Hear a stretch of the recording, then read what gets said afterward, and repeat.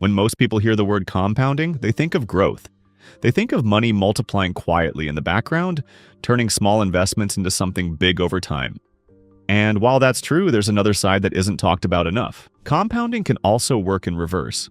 It can keep people stuck, and in many cases, it quietly keeps them poor. The same force that builds wealth can also lock people into financial struggle. The compounding trap starts with debt. Every loan, every credit card balance, every payment that carries interest is its own form of compounding. If you borrow money and don't pay it back quickly, the interest starts multiplying in the same way investments grow. But instead of working for you, it works against you.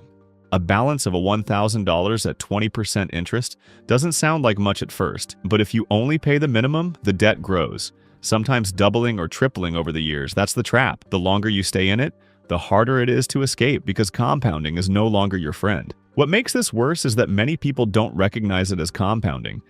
They think of debt payments as just another monthly expense. They pay what they can, assume it's normal, and don't see how the interest is multiplying in the background. That's why credit card companies thrive. They understand that compounding works better for them when customers only pay the minimum. Over decades, millions of people end up transferring wealth to lenders simply because they didn't escape the compounding trap early. But debt isn't the only version of this trap. Another way compounding keeps people poor is through habits. Every repeated behavior has a compounding effect. Spending $5 here or $10 there doesn't look dangerous in the moment.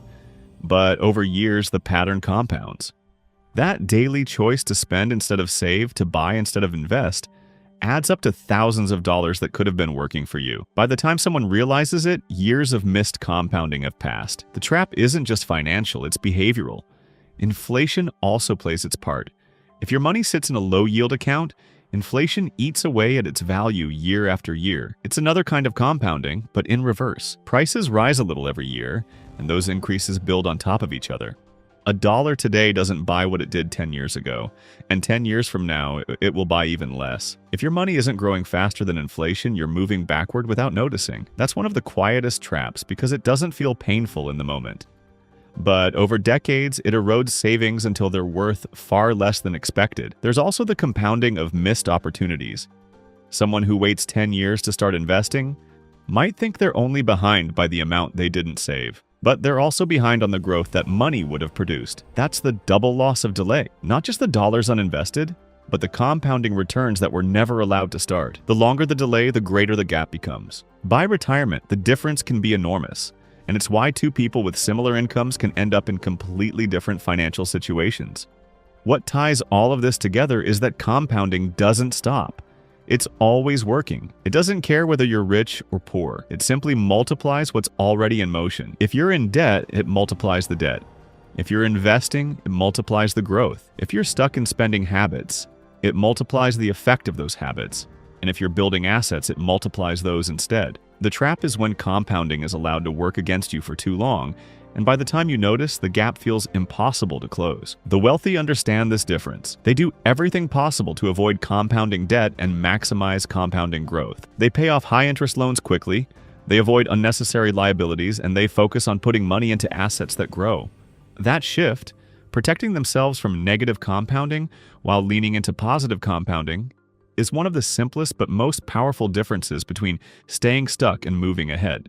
Breaking out of the compounding trap doesn't require perfection, but it does require awareness. The first step is recognizing where compounding is currently working against you. For most people, it's credit cards, car loans, or lifestyle choices that eat away at income. Every dollar going toward interest is a dollar not going toward growth. Shifting even small amounts from negative compounding to positive compounding makes a difference over time. It's also about urgency. Many people believe they'll fix things later, but compounding punishes delay. The longer you stay in debt, the more it multiplies. The longer you delay investing, the more growth you miss. Every year of waiting compounds the problem. That's why starting early, even with small amounts, changes everything. Compounding rewards time, and time is the one resource you can't replace once it's gone. There's also a mental side to the trap. People often underestimate the power of small actions because the results don't show up immediately. Paying down an extra $100 on debt looks like nothing at first. Investing $200 a month feels small compared to your future needs, but compounding doesn't reveal itself right away. The trap is that people give up too soon, thinking it isn't working. The truth is, the results are invisible in the beginning, but they accelerate later. Those who quit early never get to see the payoff. Another part of escaping the trap is reframing how you measure progress. Most middle-class households measure wealth by salary, possessions, or lifestyle upgrades, but none of those compound. What compounds are assets, skills, and habits. If you redirect focus from income to ownership, from spending to investing, and from short-term comfort to long-term growth, you shift compounding in your favor. Over time, that change creates a gap just as large as the one debt creates, only this time, it works for you instead of against you. The biggest reason people stay poor isn't that they don't earn enough.